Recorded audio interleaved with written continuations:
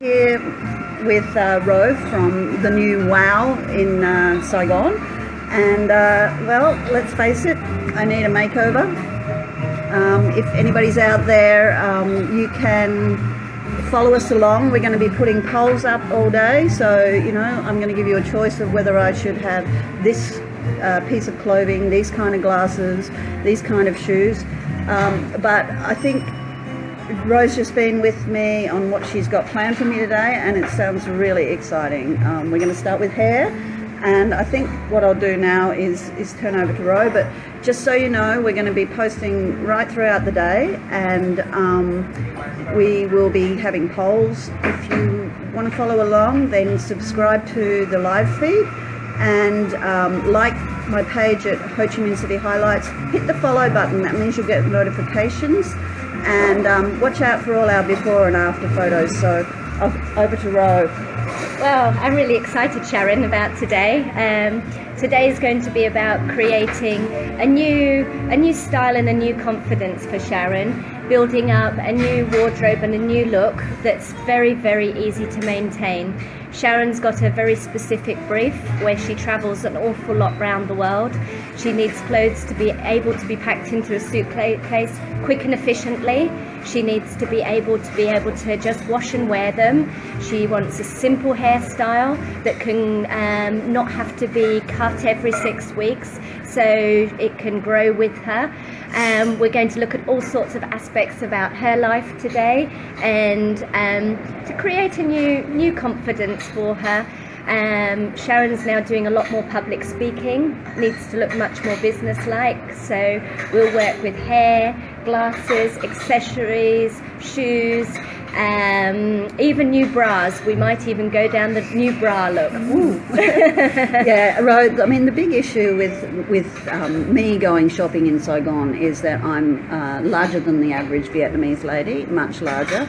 I've got lumps and bumps now that I'm 50 that I never had before, and most of the shops, I mean, there are millions, literally millions of clothes shops in Saigon, yeah. But there are very few that have sizes for Western larger figures. Yeah. So it's quite intimidating going shopping here. It is, and also depending on everyone's budgets too, that has a big implication on what you can find, because of course all the Western companies are now here in the high street shops, where you can get some bigger sizes, but that doesn't make shopping so interesting. So we want to try and find you some quirky clothes that are interesting, that represent your personality because you love your traveling so much.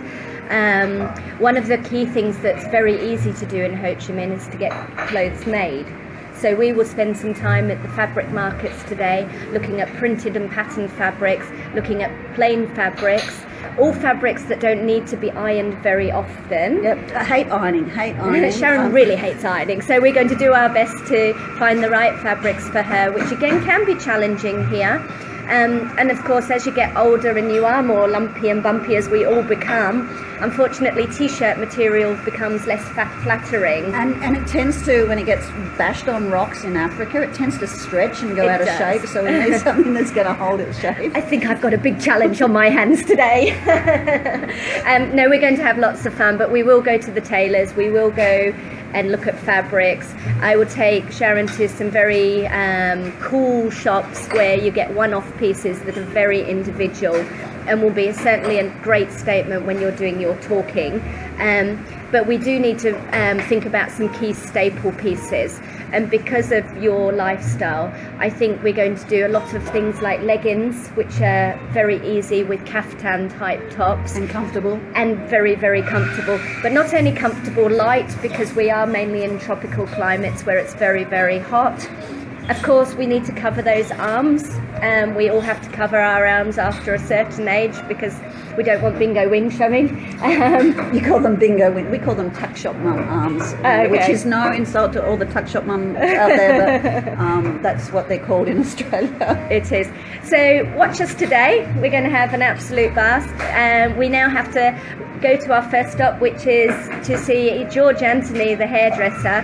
He's a fabulous stylist in Ho Chi Minh City, and he is a real colour expert. I think we're going to look at colour today. Hi, and just saying hello to Helen. I used to work with Helen in Brisbane, and she's just come online. Helen, what do you think of my hair? It used to look a little bit better when I was in Brisbane, don't you think? I've let myself go, only because it's quite a scary thing to go to the hairdressers here when you don't speak the language. Hair first, definitely, and then move on to other things. And I might try and convince Sharyn to have a wee stopping of biting her fingernails. Good luck with that one. Actually, that's not true. When we go normally to developing countries where the hygiene conditions aren't so great, I actually automatically stop biting my nails. So you should try and do that every day. So it's this self-conscious thing, but I just feel so comfortable here in Saigon. And I read yesterday that it's a sign of a perfectionist. Oh, really? Yes. So I have to start biting my nails. Who else have we got? Lauren. That's my niece Lauren. She's down in Port Augusta in Australia. Hi, Lauren. From Auntie Shaz. This is Ro, my friend, and she's going to be making me look beautiful today. So I hope you're going to be able to follow along. What was the other thing I've actually got all this written down because there was just so much to talk about today.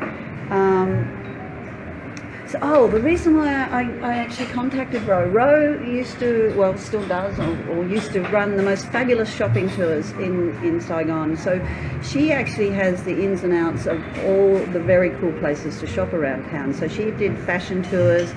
She knows all the local Vietnamese designers.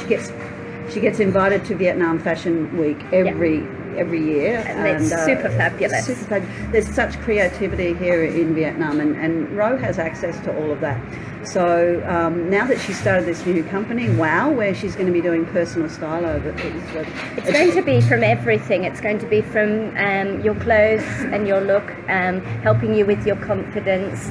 Also your home decorating, how to put your house together in a simple way, whether it's just rearranging furniture or new key pieces.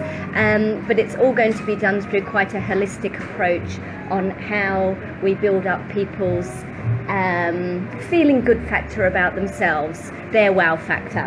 And the other thing is there's a lot of my friends and family who are coming over to Saigon to visit in the near future, and a lot of them are from Brisbane, similar climate, and they can come over on their holiday and get a complete makeover, find out all the really cool places to shop that other tourists don't, and for probably a fraction of the price that you can do it in Australia or America or Europe. Definitely. And the clothes, if we are going for the local brands, they are a lot more cost effective, but they're also way more interesting. Yeah, and we like interesting. I mean, this is my school teacher outfit, like, you know, shoulders covered, but in the most boring way. Plain colours. We don't want to get the kids too excited because they're off their nuts and sugar. Exactly. But we're going to really kind of. And it is proof. I mean, I'm wearing quite a cheapish dress from a shop called Umbrella, which is a local Vietnamese designer. It's about a $40 dress, but it, I think, looks $1 million. I'm wearing a pair of local shoes, and later today you can see how you can dress very simply for this climate at not an expensive amount of money, but interesting. Yeah, interesting. And the other thing, as Rose says, I don't iron. When we travel with either backpacks or bike panniers, and I'd like to think that I can take a lot of this stuff with me while we're on the road. So it needs to scrunch down and then just pop out of the backpack and look fabulous. And so accessories.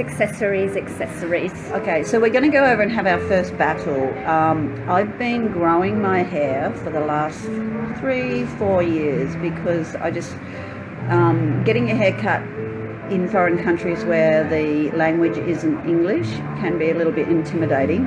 Although we are going to an English hairdresser today, who's lived here for probably about 25 years. He's a very cool dude. Yeah, but so I've grown my hair specifically for the purpose so that I can tie it back and get it out of the way. Whereas when I had short hair for many years, I found I was always having to do stuff with it. So this is going to be the first battle. I'm going to pick my novice arguments against the experts, and we'll see who wins. Yeah, I will. You watch and see. No, actually, George will. George sounds a bit scary, actually. So anyway, I'm going to sign off now. Thanks, Lisa. Lisa's one of my old school friends from Broken Hill. Oh, wow. Hi, Lisa. We haven't actually seen each other for about, well, it's not quite 100 years, but it's at least 30 years. My brother used to live in Broken Hill. Really? Yeah, for many years. Amazing. Anyway, guys, we're going to sign off for now. Stay tuned for the rest of the day. If you can see a subscribe to live button, then if you hit that, that means you'll get a little notification every time we go live today, and hopefully we'll be able to do it a few times.